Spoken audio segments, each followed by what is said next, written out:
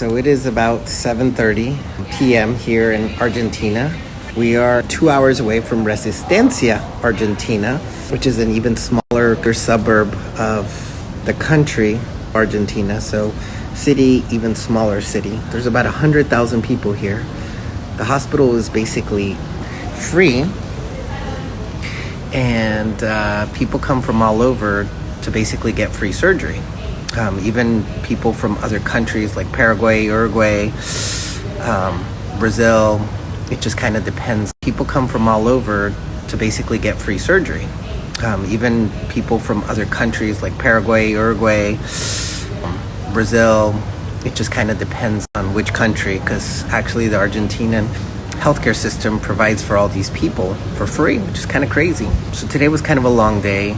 So I'm going to ramble a little bit. You know, I missed the screening day, which is the day where we get to see all the patients. It was a little bit of a slow start for me because the patients had already been seen by other doctors and meeting them and their families before. I helped do their surgeries. And today was kind of a slower day because we have to make sure the anesthesia works, the medications are good, all those kinds of things, instead of just jumping right into surgery. So the first case was pretty straightforward. The person had a mass in their mouth. It had been there for a long time that caused their teeth and their bones to grow funny.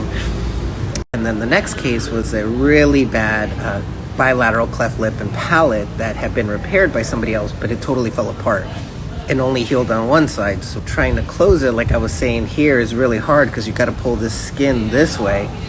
And then we fixed both the lip and the palate at the same time because the child was 3 years old. And so if you wait beyond 3 years of age, kids don't talk the same. And since you're in a third world country, the support system isn't here.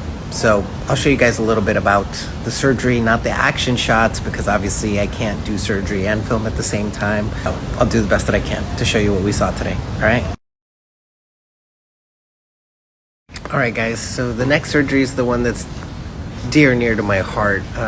Doing a cleft lip and a cleft palate at the same time because the child had had it repaired, it didn't work, so we had to do it again.